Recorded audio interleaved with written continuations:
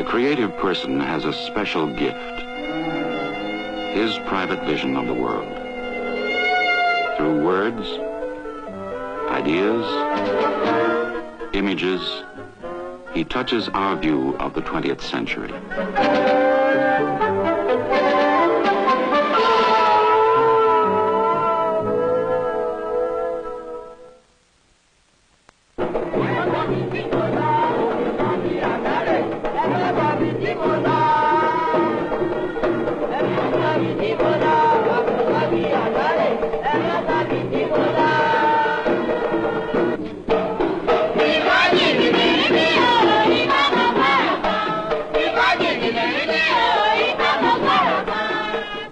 Duro Ladipo is the founder, director, playwright, composer, and the principal actor of the Duro Ladipo Traveling Theater Company of Osogbo, Nigeria.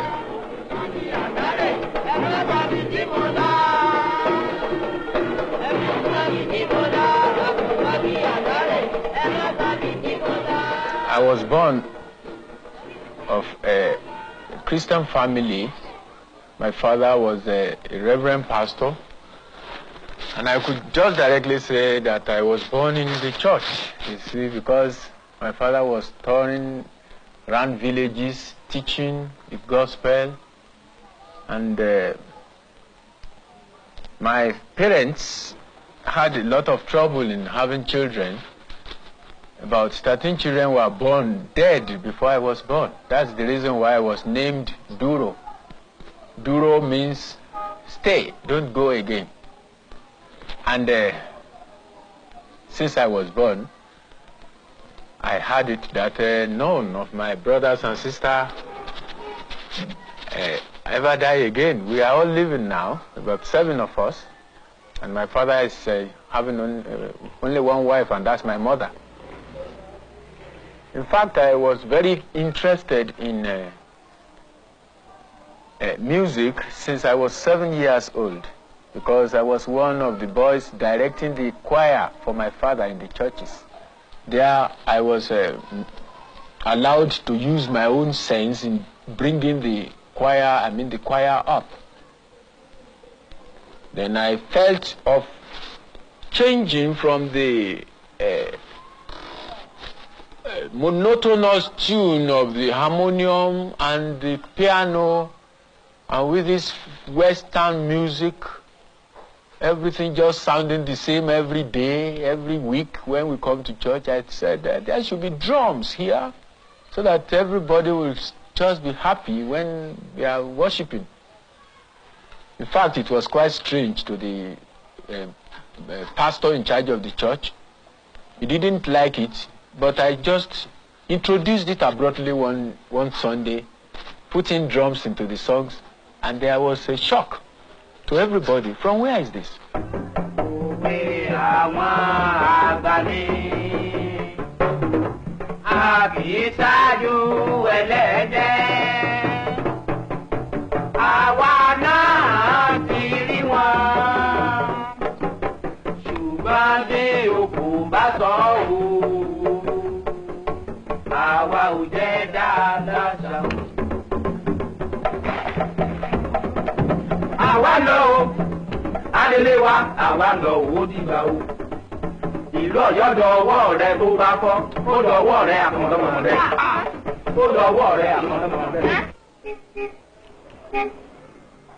Companies, most especially theater companies, are not so many in Nigeria.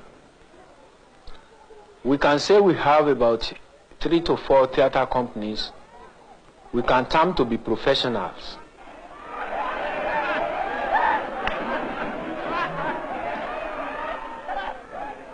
I started my theater on a salary basis.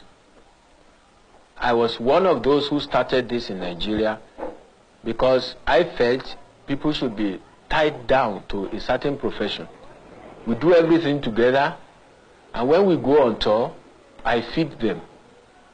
And at the month end, I share our profit.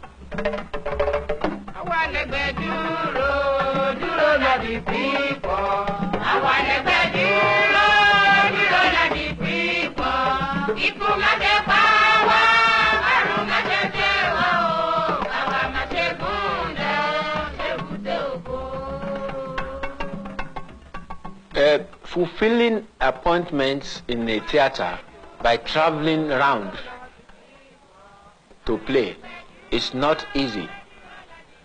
The first is the problem of transport. It's not easy to buy a mummy wagon to put the theater, and we can't trek from one place to another. Many a times we were stranded in the bush when the lorry gives trouble. We have to sleep in the bush.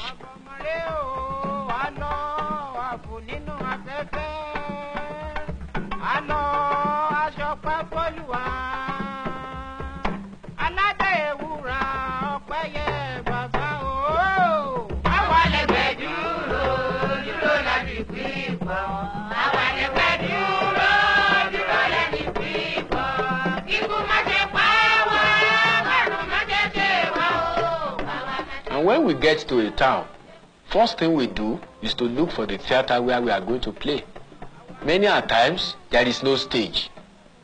We have to make one stage ourselves.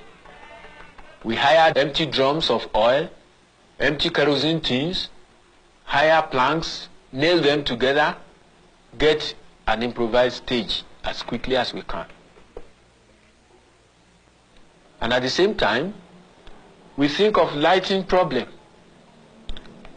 We have to use hurricane lantern at times, or gas lamp.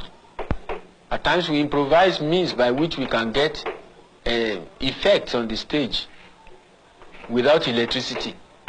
But in many of the towns there is electricity. We must try as much as possible, get things set ever before we get started with the performances. Ètò ti lọ sí ìlú òyìnbó ní ọdún 1954 bákan náà pẹ̀lú ní ọdún 1955 láti ṣe aṣojú ilẹ̀ Nàìjíríà ní òkèèrè lọ́hùn-ún ó ti dé sí. On the day of performance, it is our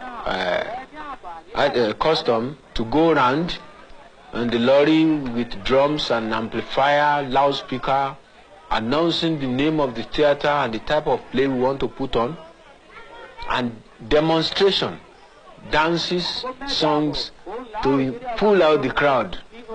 When they hear drums and different type of enticement, they come out, and then we tell them, tonight at 8 o'clock at so hall, Duro Ladipo National Theatre is putting on this type of play.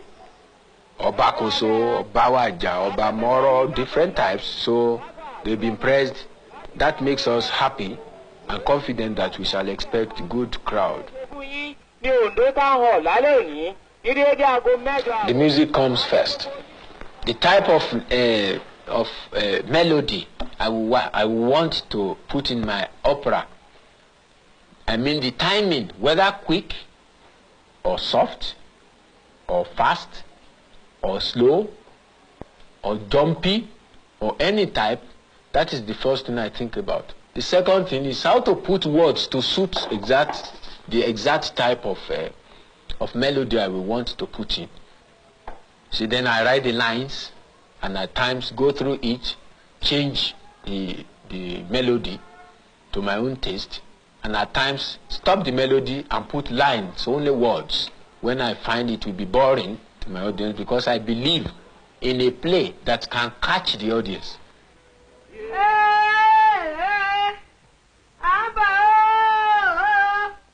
I am very particular about talent. I can't just take anybody anyhow, anywhere into the theater company without first watching for his talent, you see. And at times, I casually meet people on the street. A talented person, maybe he's taking part in a dance in the street or is singing. I will just invite such a person to my theater and to find out whether he or she is interested to join my theater. And we try them on drums and on many things. And psychologically, I am able to see somebody who will be good for me. And that is how I take them in.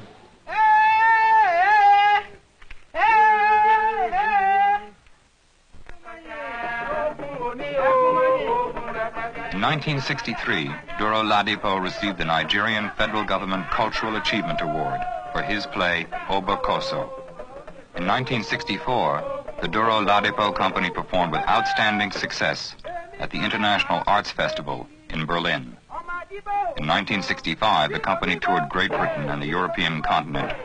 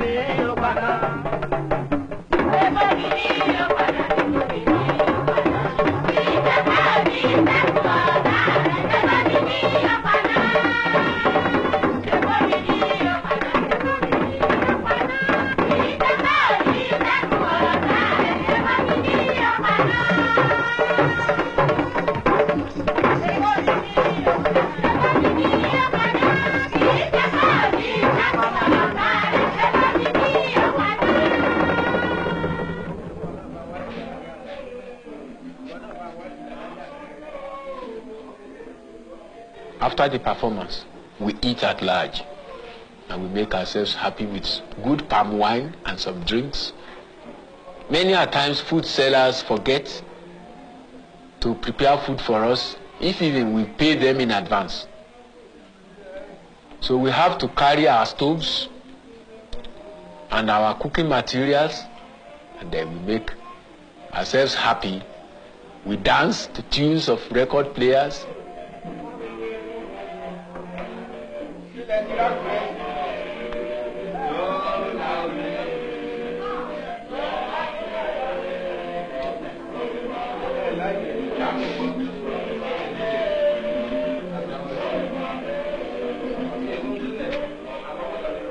In Yoruba country, culturally, we are not made to have only one wife.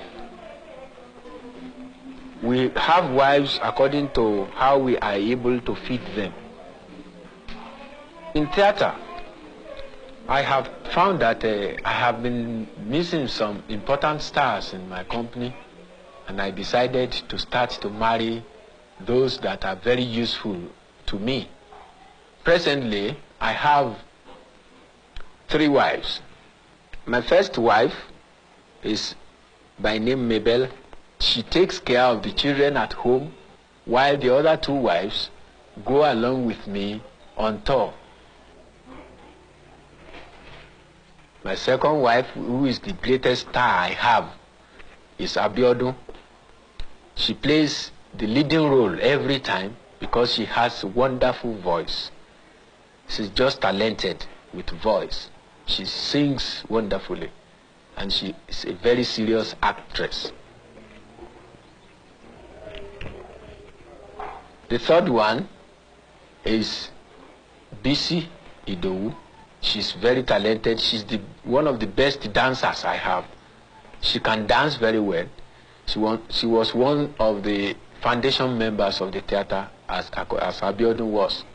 And so the 2 are keenly interested in theater. And I hope 2 of them will survive, will just be sufficient for me presently, because I can't feed more than 2 at present the theater. I have to think for some years again before I can get another very talented actress to make 3 wives I want to keep in the theater.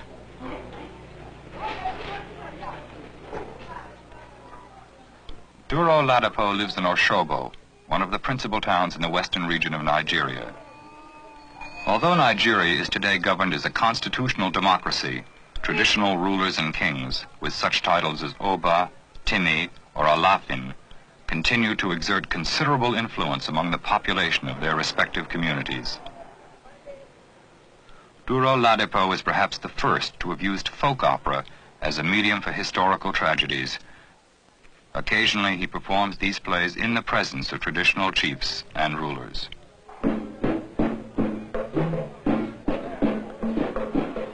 In the ancient city of Oyo, the Alaafin is the supreme head. And being the supreme head is the supreme commander, whose order must not be changed. He is regarded as a semi-god. We still have kings. We have courts. We still have the dancing, the singing, the poetry, the way of dressing, the way of respect to the kings. All these join together to form a very rich Yoruba culture.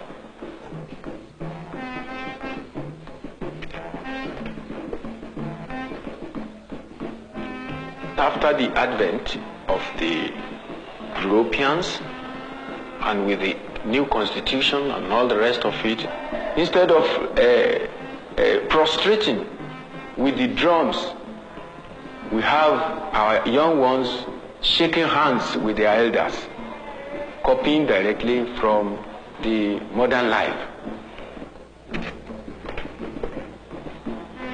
I, as a playwright, felt when I wanted to start my work on playwriting like reviving most of the respectable aspect of the Yoruba culture.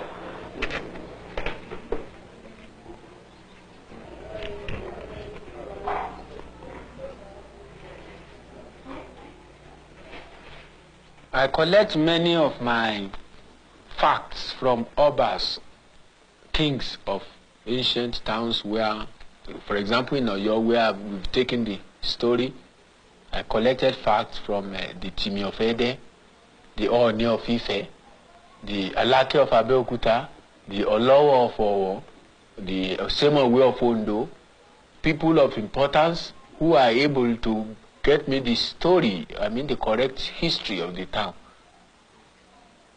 In particular, Oyo is the kingdom of the seat of the kingdom of Yoruba country.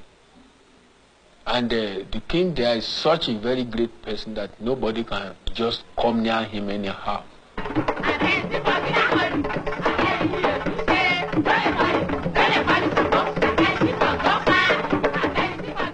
Yesterday's performance in Oyo is a new era in the life of a theater in Nigeria, when history of a town is put on the stage in the presence of the personalities portrayed in the play, exactly on the spot of happening. All the characters in the Obakoso play were fully represented yesterday in the palace of the Alaafin of Oyo. So we had the Timi of Ede who featured in the play.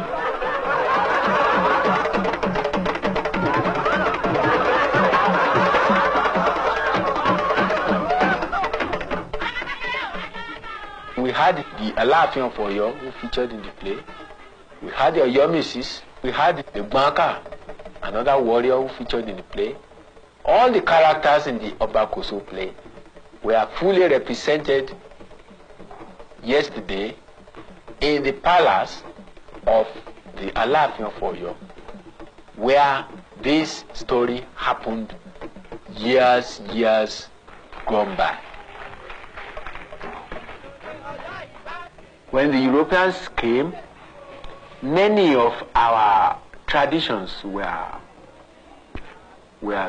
stopped because it was believed that people worshipping Shango, Oya, Obatala, and all these orishas in Yoruba country are non-heathen, are non-Christians, and they are termed to be pagans.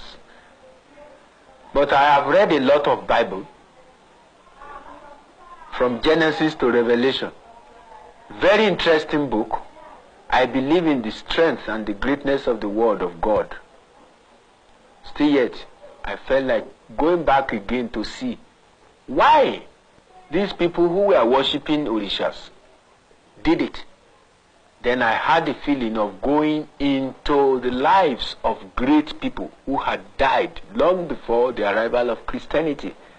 I chose Obakoso, Shango, a king who was, because of his greatness and the type of death he died, that people started to worship him, and they are still worshiping him till today.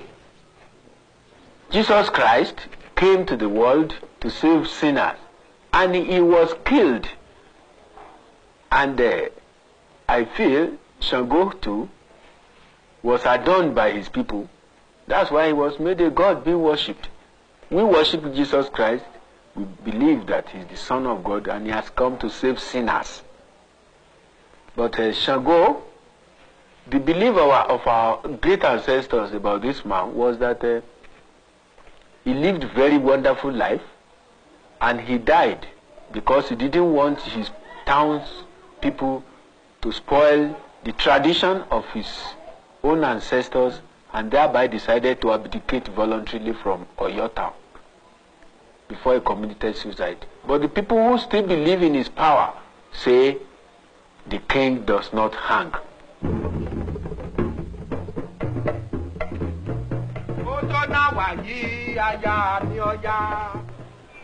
King Shango felt himself very miserable and lonesome. All his wives deserted him. Then he left the town. On his way going with his only wife, very faithful wife, Oya, arranging to go with him to his mother's town. Oya decided, Shango, I could no more go with you.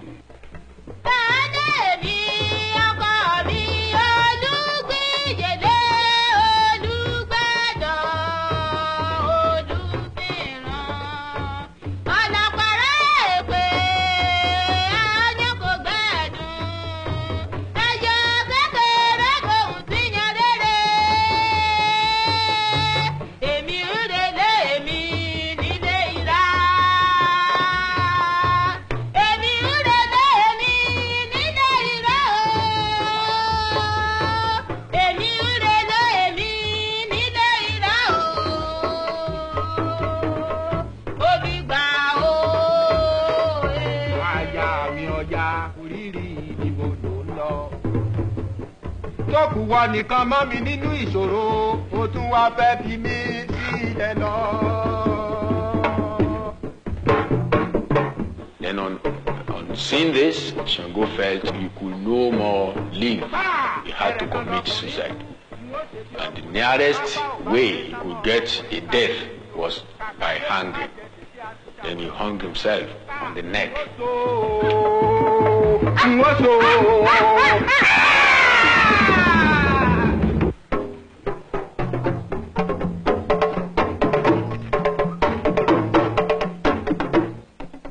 This news spread quickly to the town, and some old friends of Shango felt it was a shame to find their king being reported to have hung himself. And they wanted to cover this secret, but it could no more be covered. And the people proclaimed, the king does not hang. The king does not hang. Anybody who says our king has hung himself, his house will be burnt. And there will be thunder coming from heaven to destroy such a person.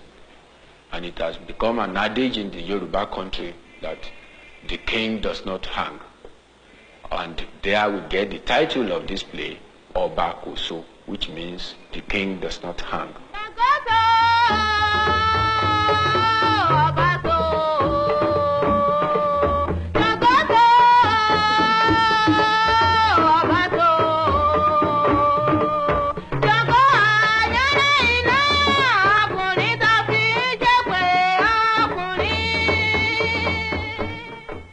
Pounded yam will stay fresh for 20 years. Don't throw it away. The yam flour will keep for 30 months. Don't throw it away. For Shango is coming back to eat the food.